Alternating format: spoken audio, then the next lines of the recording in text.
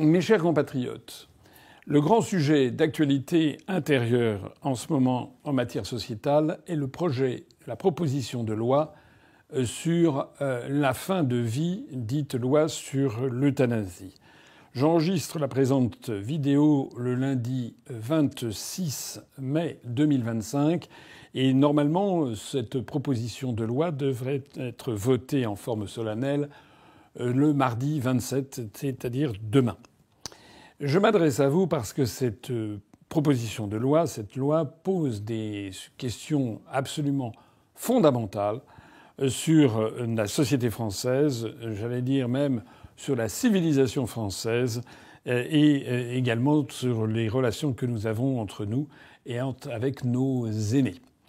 Je voudrais attirer donc votre attention sur l'extrême gravité du moment et sur le fait que tout ceci est voté, bâclé, sans que la population française ne soit sollicitée, puisque je pense que c'est un projet de loi qui devrait être l'objet, en réalité, d'un référendum, parce que c'est au peuple français de décider dans quelle société il compte vivre. Alors, de quoi s'agit-il ? Je voudrais d'abord rappeler un fondamental, c'est que la France a été façonnée par à peu près 1500 ans de christianisme depuis le baptême de Clovis, et on peut même remonter plus loin, c'est-à-dire que la France est la fille aînée de l'Église, pénétrée par le christianisme et l'Église catholique. Or, le christianisme a repris, comme vous le savez, le décalogue que l'on trouve dans la religion juive lorsque Moïse reçoit les 10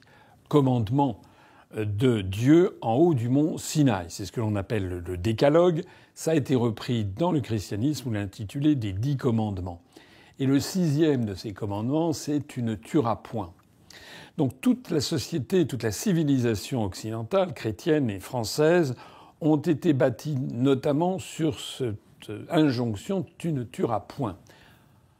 Bien entendu, cette injonction a été des millions de fois violée, évidemment. Mais il n'en demeure pas moins que dans notre société, la violence, et notamment la violence criminelle, est pourchassée. Et en gros, on ne connaît pas autour de soi des criminels. C'est quand même quelque chose qui est très rare. Cette société fondée sur le christianisme se distingue d'autres sociétés qui sont fondées sur d'autres religions, qui n'ont pas repris à leur compte le décalogue, qui l'ont ignoré, qui sont des religions totalement différentes. Je pense notamment à l'hindouisme, qui est fondé sur notamment un des textes fondateurs qui est la Bhagavad Gita, le chant du bienheureux que l'on trouve dans le Mahabharata. Et dans ce chant du bienheureux, qui est une espèce d'épopée, eh bien, le héros qui s'appelle Arjuna baisse les bras parce qu'il doit combattre dans une bataille, la bataille de Kurukshetra, doit combattre ses propres cousins. Il n'a pas envie de se battre et de risquer de les tuer.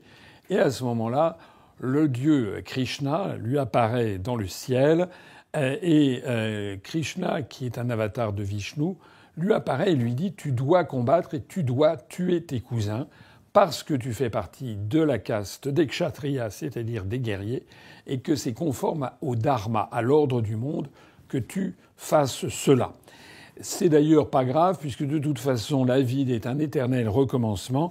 Et donc, si tu accomplis ton devoir, eh bien, tu renaîtras dans une caste supérieure, dans les brahmines, donc les prêtres. Et de la même façon, tes cousins morts en combat auront un sort meilleur lors de leur prochaine réincarnation dans ce cycle des réincarnations qui s'appelle le samsara.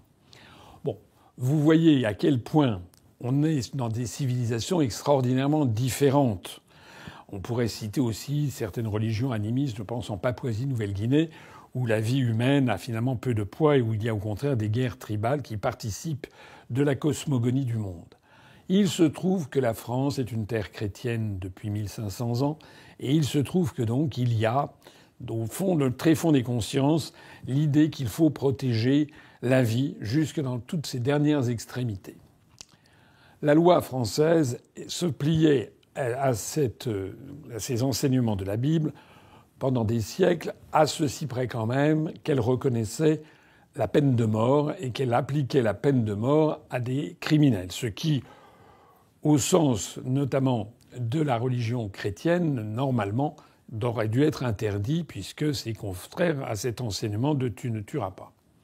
Je dois aussi parler du serment d'Hippocrate, qui remonte avant même l'ère chrétienne, puisque c'est dès le IVe siècle avant Jésus-Christ qu'il y a eu cette invention qui a été faite par Hippocrate, qui est considéré comme l'un des premiers médecins du monde, et qui a fait ce qu'on appelle le serment d'Hippocrate, qui justement, avant même le christianisme, insiste sur le fait qu'un médecin doit protéger avant toute chose la vie humaine. Regardez cette traduction de ce texte du IVe siècle avant Jésus-Christ du serment d'Hippocrate qui dit « Je dirigerai le régime des malades à leur avantage, suivant mes forces et mon jugement, et je m'abstiendrai de tout mal et de toute injustice. Et écoutez bien cela, je ne remettrai à personne du poison si on m'en demande, ni ne prendrai l'initiative d'une pareille suggestion.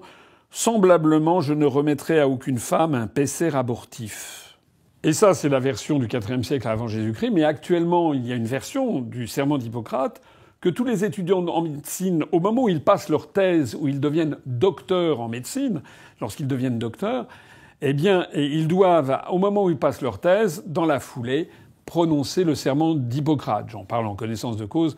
Ma propre fille a présenté sa thèse de médecine, est devenue chirurgienne. Elle avait prononcé le serment d'Hippocrate devant, d'ailleurs, le corps médical et puis devant la famille, dont j'ai assisté à l'événement.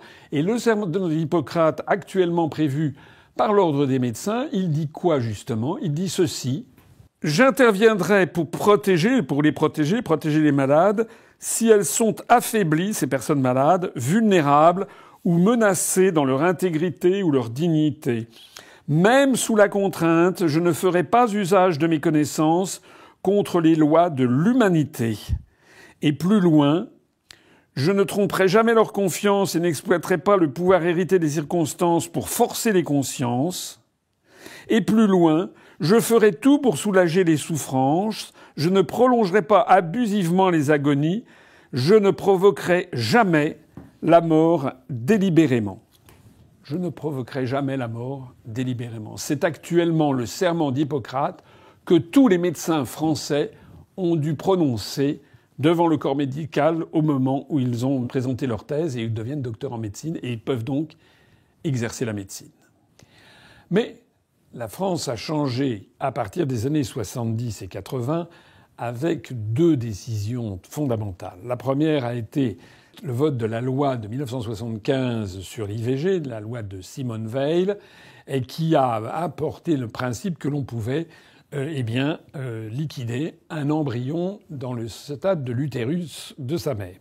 Cette loi a fait énormément polémique à l'époque parce que il y avait les tenants de l'enseignement évangélique, des enseignements bibliques, et de l'Église qui mettait tout son poids dans la balance pour interdire l'avortement. Et puis il y avait les contraintes de la modernité, le fait qu'il y avait un certain nombre de femmes qui se faisaient avorter dans des conditions qui mettaient en cause et en jeu leur santé même, voire leur vie. Et donc, il avait été convenu, il a été décidé dans la société des années 70 d'autoriser l'avortement. Mais Madame Simone Veil, quand elle avait présenté son projet de loi sous Giscard, l'avait fait avec beaucoup de précautions. Et le projet de loi prévoyait toute une série de barrières. Par exemple, une femme qui souhaitait avorter, eh bien, elle devait être reçue, je crois, à 2 reprises. Il y avait 2 entretiens avec des médecins, des psychologues, qui devaient la dissuader de procéder à une interruption de grossesse, qui devaient lui conseiller d'autres solutions, par exemple le fait d'aller jusqu'à terme et ensuite de confier l'enfant à l'assistance publique pour qu'il soit adopté. Il y avait aussi des contraintes quant à la durée de la grossesse. Donc le système se voulait un système qui permettait in extremis, en dernière hypothèse, d'autoriser les femmes à faire une interruption volontaire de grossesse, mais de tout faire pour le dissuader.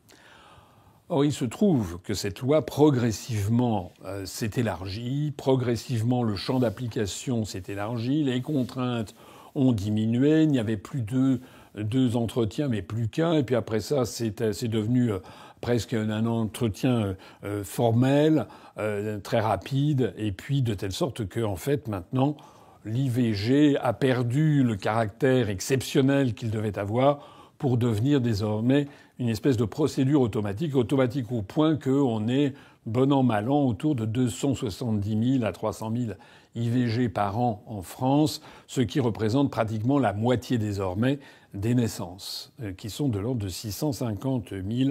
Nous sommes au plus bas des naissances depuis un siècle, ce qui est évidemment très grave quant à la pyramide des âges, et ce qui explique d'ailleurs pour une large partie l'immigration qui vient en France, puisque si l'on compte le nombre de naissances qui ont été supprimées depuis 1975, on est à peu près à 10 millions de bébés, c'est-à-dire à peu près les 10 millions de migrants qui sont arrivés en France pour combler ce manque.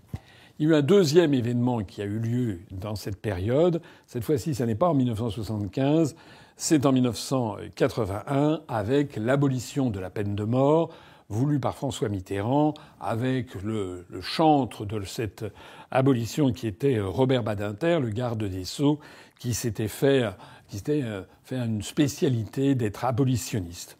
Et l'on a mis à cet égard dans la tête des gens, eh bien, que c'était extraordinairement scandaleux de condamner quelqu'un à mort, et que c'était contraire à toutes les valeurs européennes et valeurs occidentales. Ce qui, d'une certaine façon, est tout à fait exact, puisque c'est contraire aux 10 commandements, et au commandement tu ne tueras pas, tu ne tueras point, le 6e commandement, mais ce qui avait quand même fait tiquer un certain nombre de gens, puisque les Français étaient majoritairement en faveur de la peine de mort. Et puis nous arrivons à notre époque. Et à notre époque, depuis maintenant un certain nombre d'années, il y a des forces, des lobbies, un lobby en particulier, qui milite pour ce que l'on appelle l'euthanasie, c'est-à-dire autoriser quelqu'un à mettre fin à ses jours avec le concours de l'État et le concours du monde médical. Alors, pourquoi ça? Ben, on a monté en épingle certains faits divers épouvantables. Tel ou tel cas, par exemple une personne qui est restée pendant plusieurs années à l'état végétatif, en coma profond, et on ne savait pas comment terminer, et qui pouvait prendre la décision d'arrêter, par exemple, le système de machines respiratoires automatiques, etc. En réalité, la vie dans les hôpitaux et dans les cliniques, elle est à la fois plus simple et plus nuancée que cela. Tous les services gériatriques, tous les services où on reçoit des malades en fin de vie savent comment gérer, j'allais dire, l'écrasante majorité des cas. Lorsque des personnes sont en fin de vie, en règle générale, sauf si c'est une mort brutale, accidentelle, en dehors à son domicile ou en dehors du domicile, mais lorsque c'est une maladie d'un malade qui meurt d'une maladie au long cours ou de vieillesse, en règle générale, le malade se trouve dans un environnement médicalisé, dans une clinique ou dans un hôpital. Et en règle générale, lorsque c'est un malade tout à fait en fin de vie, il est mis dans ce que l'on appelle les unités de soins palliatifs, où on se contente d'accompagner le malade jusqu'à son décès en lui administrant des sédatifs, des médicaments qui atténuent la douleur, parce qu'il y a certains cas de maladies comme des cancers en stade terminal qui sont extraordinairement douloureux. Et puis il y en a d'autres où c'est pas spécialement douloureux, mais où les gens ont du mal à respirer, de l'insuffisance respiratoire, ou ce genre de choses. Et donc il y a des médicaments qui sont là pour soulager la souffrance du malade et l'accompagner jusqu'au décès. Comme beaucoup de gens, enfin comme toutes les personnes de mon âge, j'ai connu dans ma famille proche des personnes qui sont décédées, à commencer par mes parents qui sont morts à 2 ans d'intervalle il y a quelques années. Et j'ai pu voir comment ça se passait justement à l'hôpital. Et en règle générale, enfin ça s'est passé comme ça pour eux, ça s'est passé, j'allais dire, de façon correcte. C'est-à-dire que le corps médical a fait preuve de beaucoup de compassion et d'empathie, à la fois vis-à-vis du malade et vis-à-vis de la famille, en ne cachant pas la gravité de la situation, en donnant des médicaments sédatifs, mais en ne faisant pas ce que l'on appellerait de l'acharnement thérapeutique. Voilà, par exemple, ma mère qui souffrait d'insuffisance respiratoire, on aurait pu peut-être la poursuivre en la mettant dans des conditions avec des machines, je ne sais pas, sophistiquées pour qu'elle respire encore quelques semaines de plus. Mais bon, bref. Donc les médecins ont conseillé qu'elle décède. Elle est morte d'ailleurs de façon très paisible, comme ça devrait être le cas. C'est-à-dire qu'il ne faut pas forcément penser qu'on a besoin d'une loi pour ce genre de moment de la fin de vie. Il faut faire confiance au corps médical qui, dans son écrasante majorité, sait gérer, dans les services de gériatrie, sait gérer cette situation. Mais effectivement, certains peuvent estimer qu'il faut monter en épingle tel ou tel cas, comme je l'ai signalé, et essayer d'en tirer une loi pour favoriser l'euthanasie. Le problème qu'il y a à ça, c'est que c'est l'ouverture, c'est ouvert ensuite vers toutes les dérives, pour que ce qui est venir au secours ultime de quelqu'un qui est en état de souffrance et qui va décéder, ce qui peut se comprendre, peut petit à petit se transformer en une espèce de suicide assisté, de suicide de confort, tout simplement, face à une personne dépressive, et puis de proche en proche, aller jusqu'à une des familles qui décide de se débarrasser d'une personne qui a fait son temps et qui, tout simplement, ils estiment que l'héritage serait le bienvenu. Alors là, c'est tout à fait autre chose. C'est tout à fait autre chose, parce qu'à ce moment-là, l'euthanasie devient un système de liquidation des bouches inutiles, un système de liquidation des personnes malades, des personnes qui sont incurables. Il y a des maladies incurables qui ne sont pas forcément mortelles. Il y a des maladies génétiques, par exemple, ou des personnes qui ont eu une tétraplégie, qui continuent de vivre et qui continuent à avoir leur tête, mais qui ne peuvent plus ni bouger, ni parler. Ce sont des cas qui arrivent. Et évidemment, quelle est l'attitude que l'on doit avoir? Alors, il faut savoir qu'il y a un précédent épouvantable dans notre histoire mondiale, qui est celui de l'Allemagne hitlérienne, puisque les nazis avaient décidé qu'il y avait toute une série de bouches inutiles, des malades génétiques, des trisomiques, etc., qui devaient être liquidés. Et les nazis ont mis au point une action pour un programme politique de liquidation des malades incurables qui s'est appelée l'action T4 et qui a été promue par Adolf Hitler. On a trouvé un ordre signé d'Adolf Hitler du 1er septembre 1939 où il demande au Reichsleiter Buhler et au médecin en chef du Reich de faire en sorte qu'un certain nombre de médecins soient chargés de procéder à ce que Hitler appelle Gnadentod, c'est-à-dire la mort miséricordieuse en allemand, à des personnes qui sont justement des malades. En réalité, derrière cet euphémisme épouvantable de mort miséricordieuse, de mort charitable, se cache tout simplement l'extermination de tous les malades mentaux, les malades psychiatriques, les malades génétiques, etc., etc. Ce qui a fait d'ailleurs des dizaines de milliers de morts et ce qui allait être, si j'ose dire, le coup d'envoi, l'introduction à la Shoah et à l'extermination en masse ensuite des juifs, des communistes, des tziganes, des homosexuels, des adventistes du septième jour, des témoins de Jéhovah, etc., etc. C'est-à-dire par des pans entiers de la société allemande qui ont été envoyés dans les camps de la mort. Alors c'est dire s'il faut regarder ça avec beaucoup, beaucoup d'inquiétude. Et les éléments qui a été mis en avant par le parti nazi, vous voyez ici d'ailleurs une affiche de l'époque, c'était une affiche où l'on montre que, sur cette affiche, on voit un malade mental avec un médecin à côté, et il y a écrit en allemand « Ce malade coûte 60 000 Reichsmark par an, c'est de ton argent qu'il s'agit, camarade ». Voilà. C'est la propagande nazie.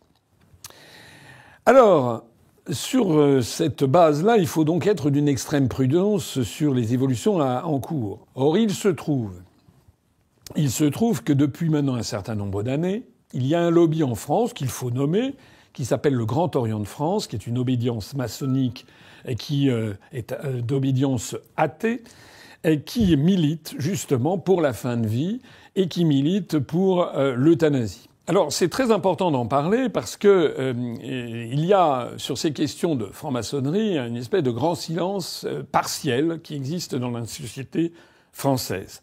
Il y a derrière cette opération de loi sur l'euthanasie le Grand Orient de France, mais pas les autres obédiences maçonniques, notamment la GLNF par exemple, la Grande Loge nationale de France. Elle, c'est le contraire du Grand Orient. Elle demande au moment de l'initiation, paraît-il, je ne suis pas franc-maçon, mais j'ai des amis qui m'ont raconté, au moment de l'initiation, eh bien, il faut, quand on entre à la GLNF, prêter serment sur un des grands textes des religions abrahamiques, c'est-à-dire soit la Torah pour les Juifs, soit la Bible et le Nouveau Testament pour les chrétiens, soit le Coran pour les musulmans. Donc, dans ces religions, justement, eh bien, il est question de préserver la vie, en tout cas, notamment dans le judaïsme et dans le christianisme. Et donc, c'est la Grande Loge nationale de France, de ce que je crois savoir, n'est pas derrière ce projet de loi sur l'euthanasie, qui est spécialement porté par le Grand Orient de France. Et si je le dis, c'est parce que c'est important de le savoir, mais d'abord c'est important de le prouver. Et par exemple, je vous montre ici ce qui a été fait au vu et au su de tout le monde d'ailleurs, c'était au siège du Grand Orient rue Cadet à Paris dans le 9e arrondissement. Vous voyez, il y a eu le 23 septembre 2023, vous voyez sur cette affiche, une réunion, un colloque sur pour mourir dans la dignité. C'est l'euphémisme. C'est comme Gnadentod de Hitler. C'est la mort miséricordieuse. Là, c'est pour mourir dans la dignité. Ça fait penser à une association qui s'appelle l'Association pour la mort dans la dignité. Il y avait le sénateur Caillevet qui s'était illustré depuis des décennies sur ce sujet. Et dans ce colloque qui a eu lieu le 23 septembre 2023 au siège du Grand Orient, il y avait Monsieur Olivier Falorni, qui est un député qui a commencé au Parti socialiste et qui maintenant est député macroniste, qui est donc membre du Grand Orient et qui est celui qui a justement déposé la proposition de loi dont on débat actuellement. C'est dire si c'est vraiment le circuit court. Ça a été fait en présence du grand maître du Grand Orient de France en personne, Guillaume Trichard, et également parmi les intervenants, vous le voyez sur cette affiche, Jean-Louis Touraine, qui est un docteur, professeur de médecine, qui est également intervenu, dont je vais reparler dans un instant. Alors, la première chose qu'il faut savoir, c'est ça. C'est que nous avons donc affaire à un lobby, et qui est le lobby du Grand Orient de France, qui est le lobby d'une partie de la franc-maçonnerie française. Alors je le signale parce que il y a la presse, certains organes de presse qui en ont parlé, le JDD, le journal du dimanche, qui a consacré un article à ce sujet. Mais en revanche, sur la grande scène médiatique française, c'est-à-dire les grands médias audiovisuels, et sur la scène politique française, c'est une espèce de silence, de connivence et de complaisance. Ce que personnellement, je ne vois pas pourquoi on tairait cette affaire, parce que ce qui est très important à comprendre, c'est que les députés qui sont membres du Grand Orient de France appliqueront donc les directives du Grand Orient de France et non pas ce que souhaitent les électeurs français. C'est la raison pour laquelle là, nous avons affaire à un déni de démocratie. Ça n'est pas là, en l'espèce, la question, ce n'est pas celui de la démocratie, mais ça serait celui du Grand Orientocratie. C'est-à-dire, est-ce que c'est le Grand Orient qui doit fixer ce que doit être l'évolution sociétale de la France, ou est-ce que c'est le peuple français dans toute sa plénitude qui doit s'exprimer, comme ça pourrait être le cas lors d'un référendum? Il faut bien comprendre aussi que les députés qui sont membres du Grand Orient de France, lorsque les électeurs ont voté pour eux, qu'ils soient au Parti socialiste ou qu'ils soient dans l'actuelle majorité, etc., ne le savaient pas nécessairement. D'ailleurs, en règle générale, ne le savaient pas. Et donc, c'est quand même de l'extorsion de volonté que d'imposer une directive venue d'une obédience maçonnique contre la volonté des électeurs du député en question. Alors c'est peut-être pour cela, parce que c'est difficile, parce que évidemment tout ceci, on touche à des sujets difficiles, que c'est le grand silence partout. Mais enfin, il faut quand même mettre les choses noir sur blanc. Je note d'ailleurs que ni les Républicains, ni le Rassemblement national, ni la gauche, etc., ni personne, Madame Le Pen, Monsieur Bardella, ils en disent quoi de ce que je dis là? Je m'adresse à leurs électeurs. Vous trouvez normal qu'on ait une opposition, que vous ayez Monsieur Retailleau, par exemple, dont je vais reparler tout à l'heure, qui s'oppose à ce projet de loi?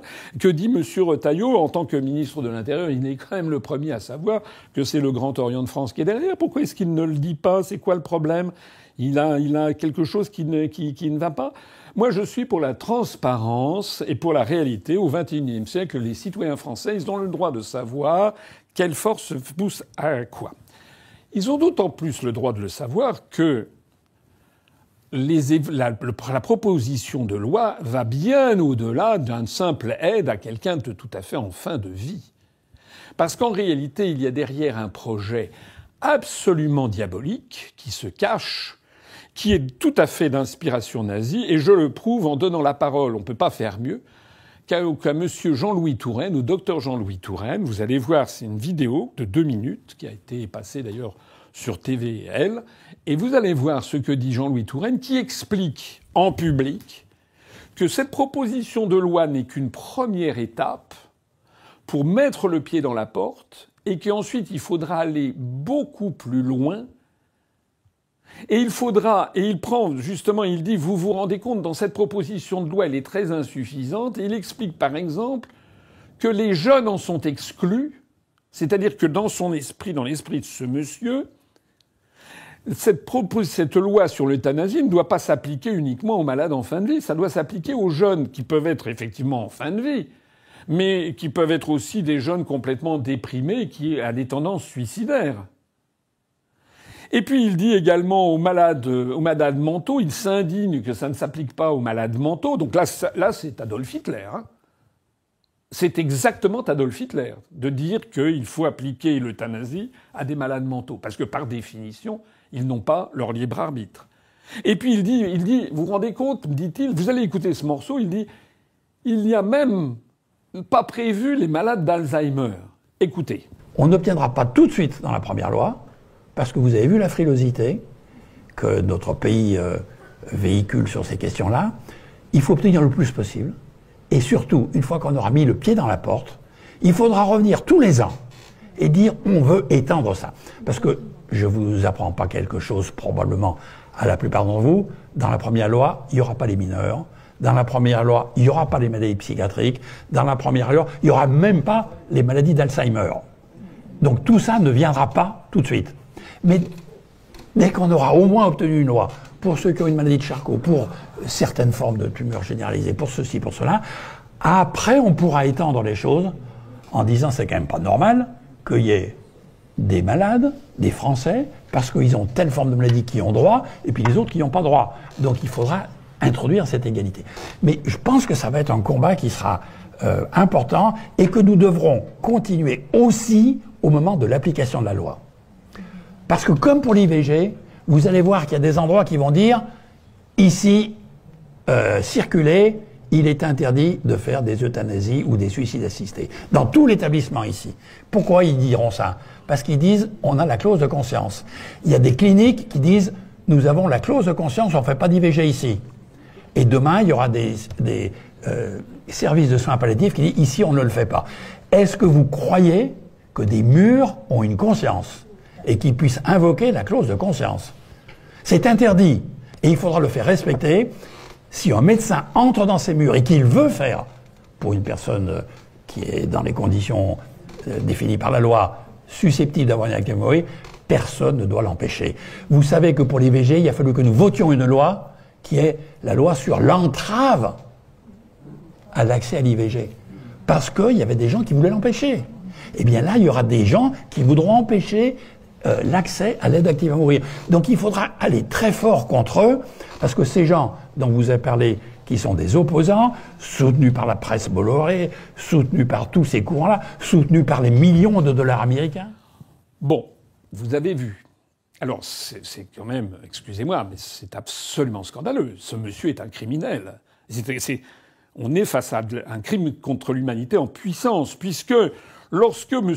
Touraine membre du Grand Orient de France, s'exprimant devant M. Falorni, celui qui est à la tête de la proposition de loi, et devant le grand maître du Grand Orient, lorsqu'il explique que même les malades d'Alzheimer seraient écartés de cette loi, ce qui est un scandale à ses yeux, et donc il faudra aller au-delà, ça veut dire qu'en fait, il met de côté l'idée fondamentale que l'on est en train, en ce moment, de nous mettre sous le nez, qui est celui du consentement éclairé du patient. Parce qu'actuellement, on nous explique, il y a les bonnes âmes qui nous disent mais non, ce qui est important, c'est le consentement. Bon. Mais en réalité, ce consentement, c'est valable si on a affaire à un malade et qui est totalement maître de lui-même, qui a tout à fait ses facultés cognitives. Mais toutes les personnes qui ont eu à connaître dans leur entourage familial, comme c'est mon cas, moi, avec l'une de mes grand-mères que j'aimais beaucoup quand j'étais enfant et qui est décédée de la maladie d'Alzheimer, les 2 dernières années de sa vie ont été une épouvante, en fait. Elle avait complètement perdu la raison. Mais comment peut-on dire que cette personne pouvait, donner son consentement éclairé à sa fin de vie? C'est pas vrai. De la même façon que les malades mentaux, les malades psychiatriques, toutes les personnes qui ont une altération de leur faculté cognitive ne peuvent pas donner consciemment le feu vert à leur fin. Ça veut donc dire que derrière le projet de M. Touraine se cache bien un projet d'assassinat industriel de personnes qui n'ont pas forcément donné leurs sentiments conscients dans un objectif d'eugénisme. Ce que je dis est d'ailleurs tellement vrai que Madame Vautrin, ministre de la Santé, qui a été diligentée par le gouvernement pour aller sur M6 expliquer non, ne vous inquiétez pas, il faudra, la première chose, ça sera demander le consentement du patient. Et vous avez vu qu'elle a fait un lapsus extraordinaire. Au lieu de dire ne vous inquiétez pas, il faudra demander le consentement du patient, elle a dit ne vous inquiétez pas, il faudra demander le consentement de la victime. Écoutez ce passage incroyable. Cette notion de fin de vie sur laquelle nous consultons avec des éléments très importants. Le premier, c'est bien évidemment le consentement de la victime, qui est absolument... De la victime pardon. Étonnant, mon lapsus, pardon, pas de la victime. Le consentement du patient, excusez-moi, le consentement du patient. Voilà. Et la cerise sur le gâteau, si j'ose dire, c'est que il y a une association, une fondation, un think tank, comme on dit, qui s'appelle Fondapol, qui est un think tank libéral et pro-européen, d'ailleurs financé par l'État et financé par l'Union européenne, eh bien, qui a sorti fort opportunément au mois de février dernier, je crois que c'était le 8 février 2025, qui a sorti une étude qui explique benoîtement eh bien, que la loi sur l'euthanasie pourrait être à l'origine de 1,4 milliard d'euros d'économies par an. Regardez cette saisie d'écran, ça a été repris dans le journal Le Point. Alors rappelez-vous ce que j'ai dit tout à l'heure avec la publicité faite par les nazis. Regardez, comparons. L'Allemagne 1939 où Adolf Hitler et les nazis expliquent qu'en tuant un malade mental, ça fera 60 000 Reichsmark d'économie par personne et par an, par personne éliminée. Donc ça sera bien pour le contribuable. Et la France de 2025 qui dit en fait la même chose, c'est-à-dire qu'avec la loi d'euthanasie, on pourra faire 1,4 milliard d'euros d'économie. Alors bien sûr, certains vont considérer que j'exagère avec cette comparaison. Eh bien, je leur répondrai que je ne suis pas le seul à l'avoir faite, et notamment Bernard Kouchner, qui a été ministre de la Santé et qui a été ministre des Affaires étrangères, qui était un homme très important au Parti socialiste, eh bien, a été interrogé par les médias en 2014, et il a dit lui-même qu'il n'aimait pas le mot euthanasie parce que dedans il y avait le mot nazi. Et il a dit que ce n'était pas très gentil, ce qui veut bien dire justement à quel point il se sentait mal à l'aise sur le fond. Alors si avec tout ça, vous n'avez pas d'immenses signaux rouges qui se sont allumés dans votre tête sur le fait que nous avons affaire à un basculement épouvantable de toute une civilisation qui est en train de disparaître. C'est-à-dire qu'en fait, et ça n'est pas une formule de comptoir, et j'invite ici monsieur le grand maître du Grand Orient de France, ou le docteur Touraine d'ailleurs, je les invite à venir débattre avec moi sur UPR TV. Comment pourront-ils assurer que des malades d'Alzheimer ou des malades mentaux peuvent donner en parfaite connaissance de cause leur consentement à leur anéantissement, en fait? Voilà. C'est un procédé nazi, et je le leur dirai s'ils ont le courage de venir sur UPR TV. Alors, comme l'avait dit d'ailleurs le professeur Touraine, il y a quand même des garde-fous, comme on nous dit dans les médias, mais il dit bien que ça va d'année en année, comme il le dit, et élargir exactement ce qui s'est passé avec la loi sur l'IVG de Simone Veil, qui d'année en année ensuite a été élargie. Et donc, le projet de loi actuel comporte des dispositions qui sont plus ahurissantes les unes que les autres. D'abord, il y aura que 48 heures entre le moment où le patient aura dit « écoutez, je veux en finir » et le moment où il passera de vie à trépas. Et d'ailleurs, ce délai de 48 heures pourra même être raccourci. Ça n'est pas raisonnable. Parce que tout le monde sait que quelqu'un, au cours de sa vie, peut être déprimé. Il y a d'ailleurs une étude qui était sortie il y a quelque temps qui expliquait que, au cours d'une vie, toute personne vivante, au cours d'une vie, a songé à un moment ou à un autre à se suicider. Alors, sans aller jusqu'à ces extrémités, tout le monde sait qu'il y a des âges de la vie, notamment la puberté. Disons, un adolescent entre 12-13 ans jusqu'à 20-25 ans, il traverse des moments d'interrogation sur lui-même, d'insertion dans un monde professionnel, de doute sur son affectivité, etc. Donc, c'est vieux comme le monde. Au lieu d'avoir normalement un soutien psychologique qui est apporté aux personnes en détresse, on va leur dire à la limite, allez, si tu veux, finissons-en, tu peux passer de vie à trépas. Le suicide des jeunes est un réel problème. Est-ce que l'État va se substituer à ça et va faciliter le suicide assisté parce qu'un jeune aura dit en parfaite connaissance, non, ça y est, je veux en terminer, il faut absolument que vous mettiez à me suicider? Est-ce que c'est bien? Est-ce que c'est vraiment le rôle de l'État de faire ça?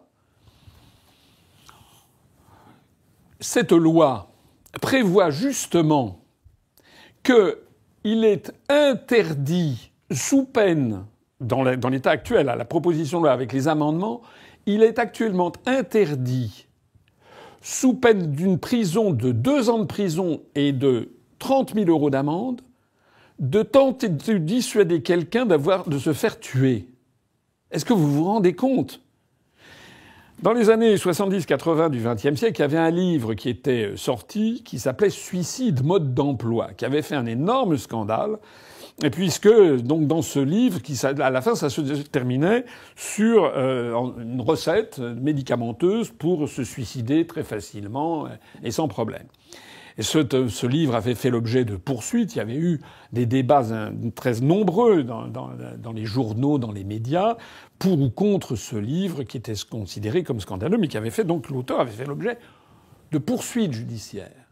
Or maintenant, on est en train de complètement renverser cette situation, puisque il s'agit au contraire, de favoriser la fin de vie, c'est-à-dire que des gens qui conseilleraient à leur grand-mère ou à leur tati sans héritier, mais qui a un gros héritage, de leur dire, écoute, tati, voilà, t'as 75 ans, regarde, tu tousses un petit peu trop, il faudrait que tu nous laisses une bonne image, donc tu devrais peut-être envisager de passer de l'autre côté, hein, voilà, tu ne ferais que des heureux et que des regrets. Ça, si vous dites ça, ce qui est, normalement, c'est, jusqu'à maintenant, c'est de la non-assistance à personne en danger, hein, et c'est puni c'est une activité criminelle. Mais maintenant, à partir de ce moment-là, ça ne sera plus criminalisé. C'est-à-dire que quelqu'un qui incitera autrui à se tuer ne sera pas criminalisé. En revanche, quelqu'un qui voudrait dire non, mais attends, mamie, regarde, bon, c'est vrai que t'es pas bien, etc., mais on t'aime, reste avec nous, etc., ça, qui dissuaderait une personne âgée ou moins âgée d'en finir de ses jours, ça risque, excusez-moi, j'en suis absolument outré, risque 30 000 € d'amende et 2 ans de prison. Mais où va-t-on ? Mais où va-t-on?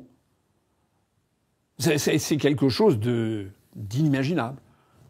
Alors tout est à l'avenant, ça c'est un amendement qui a été voté, et tout est à l'avenant. On apprend que le constat, on pourra faire un bilan, mais seulement post-mortem. C'est-à-dire, est-ce que c'était nécessaire? Bah oui, mais ça a été voulu.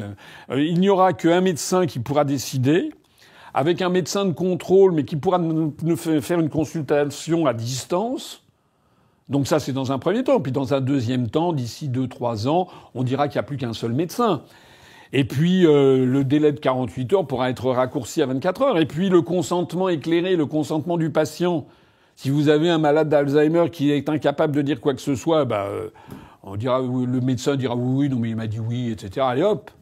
Donc on va vers des dérapages qui sont non seulement possibles, mais qui sont souhaités, notamment, vous l'avez entendu, de la bouche de M. Touraine, c'est-à-dire vraiment des comportements de type nazi, d'extermination, des bouches à nourrir devenues inutiles. En bref, tout ça est la porte ouverte à des dérives inimaginables.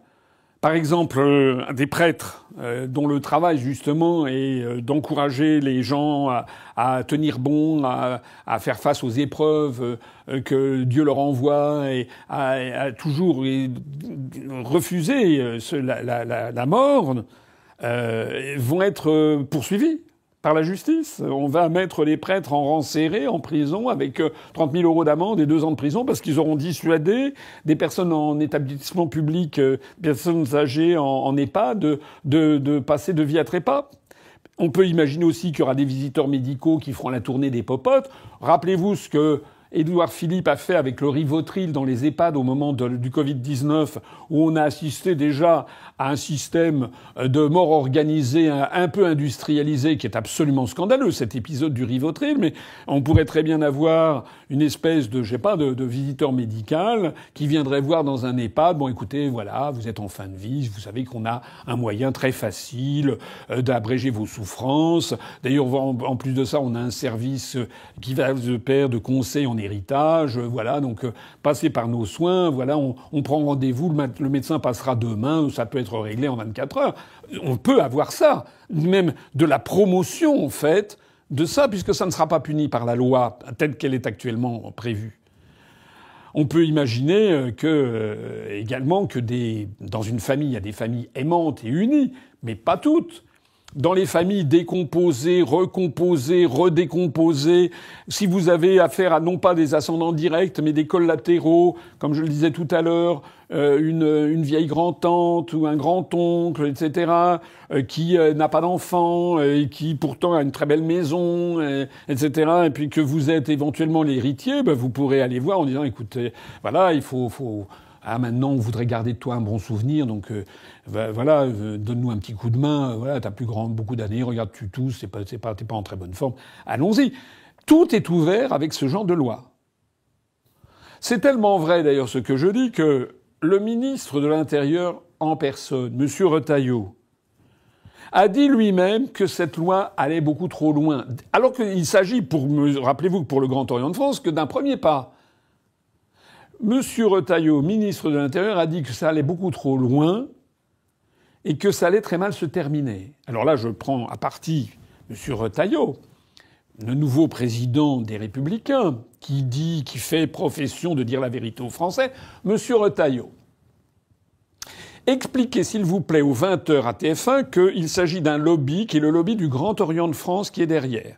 Parlez aux Français de cette réunion du 23 novembre 2023 avec le grand maître du Grand Orient de France, Guillaume Trichat, avec Olivier Falorni, le député qui a fait la proposition de loi que vous critiquez, et avec le professeur Jean-Claude Touraine qui nous explique qu'il faudra bientôt passer ensuite aux jeunes et puis aux malades d'Alzheimer et aux malades mentaux qui devront tous y passer. Et il faut que vous expliquiez ça, monsieur le ministre de l'Intérieur, parce que vous avez accès aux médias qui, moi, me sont interdits. Il faut donc que vous le disiez. Et par ailleurs, vous ne pourrez pas rester dans un gouvernement qui prend une telle loi, puisque vous dites que cette loi va beaucoup trop loin.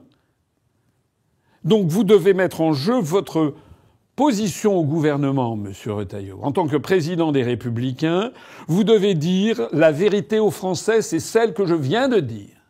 Et vous devez leur dire que c'est un changement de civilisation qui nous est imposé et en fait de barbarie, tout simplement.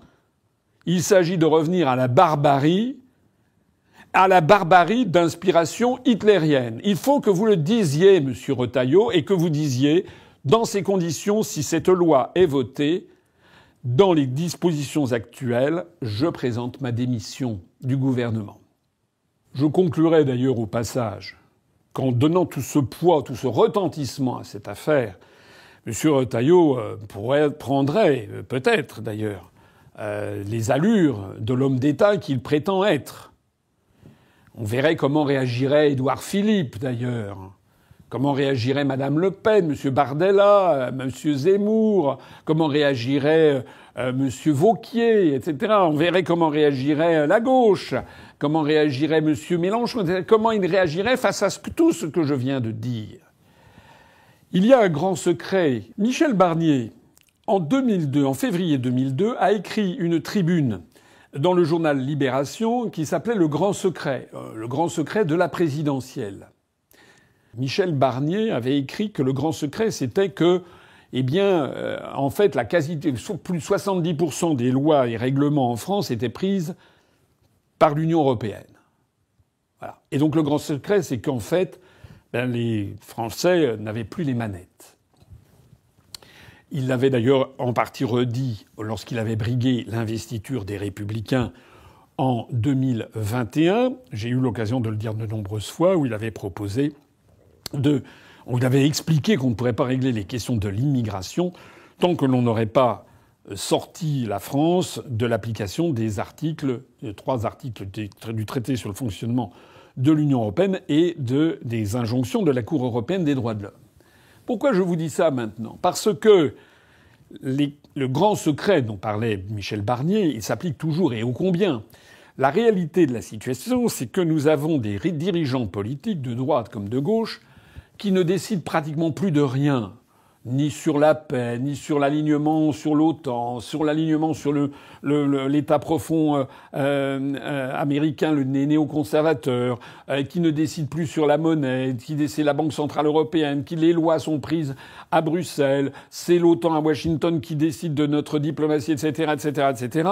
Même sur les services publics, même sur les mœurs, puisque donc la Commission européenne impose à tous les États de l'Union européenne d'avoir adopté l'IVG, etc., etc. Donc tout ça, le nombre de décisions qui restent vraiment à la mesure des responsables politiques nationaux s'est effiloché. On voit d'ailleurs que ceci pose un problème. Beaucoup de députés, maintenant, non seulement picolent, mais même se droguent. Vous avez vu ces articles qui sont sortis récemment où on voit qu'il y a un pourcentage tout à fait significatif de députés, ceux-là même qui vont voter cette loi d'ailleurs, ceux-là même qui vont voter cette loi, qui se droguent.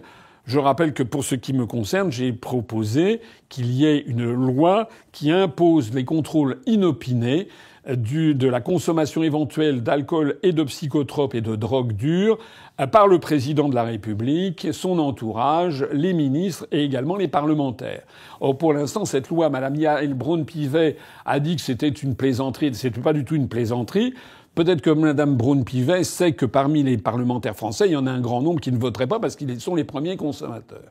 Mais ça, c'est un pays qui est en pleine débandade civilisationnelle. Là, on assiste à un effondrement général. Donc les Français doivent absolument savoir si les gens qui vont voter cette loi ne sont pas sous l'influence de psychotropes.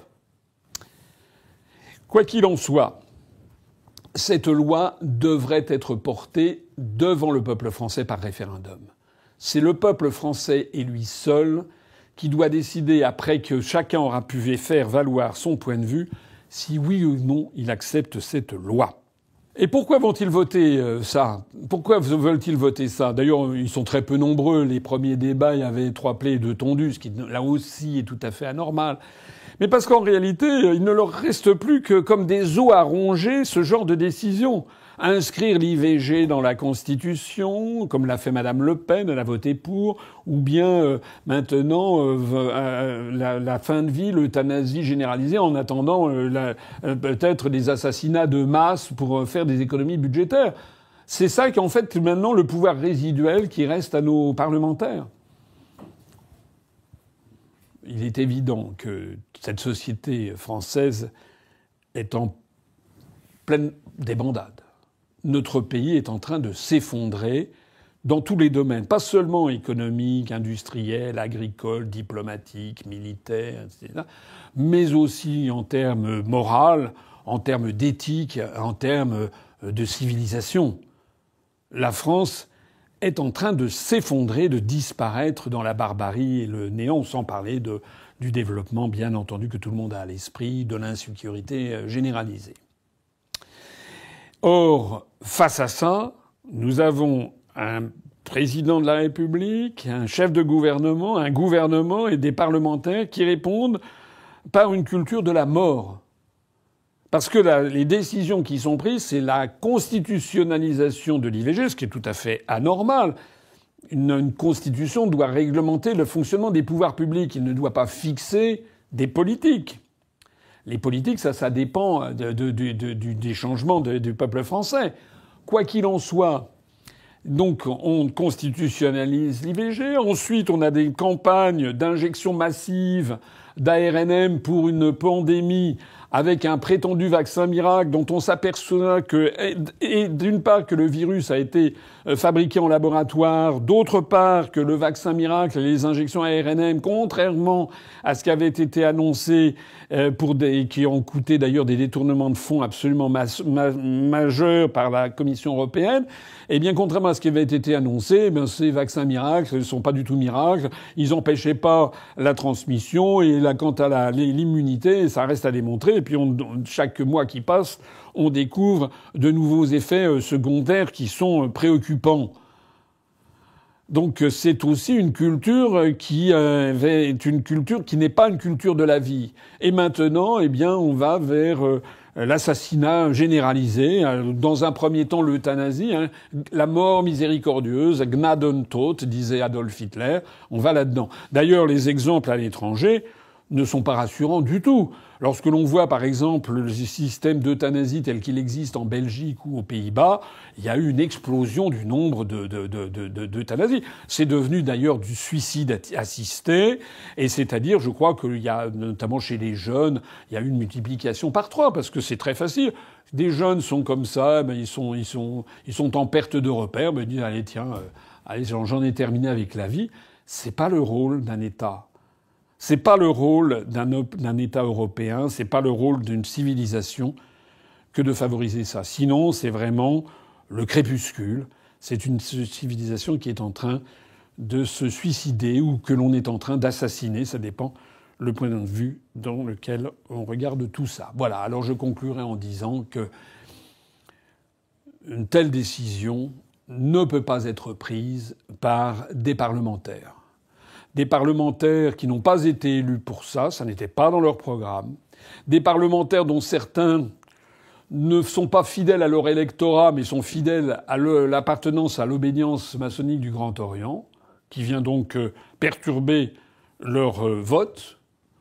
Des parlementaires qui ont leur vote perturbé aussi parce qu'ils consomment de la drogue, pour certains d'entre eux. Et puis parce que de toute façon, c'est un sujet qui ne nécessite absolument pas une intermédiation. C'est au peuple français de décider face à un tel changement. Et donc, j'en appelle ici solennellement à M. Retailleau, par exemple, à LR. Mais j'en appelle solennellement au président de la République, puisque, paraît-il, il veut faire des référendums. Eh bien, en voici un. Ce projet de loi sur l'euthanasie et la fin de vie doit être soumis au référendum du peuple français. Vive l'Union populaire républicaine et vive la France. Merci de soutenir l'EPR pour continuer le travail d'émancipation entrepris depuis 18 ans par François Asselineau. Vos dons sont essentiels, votre mobilisation aussi.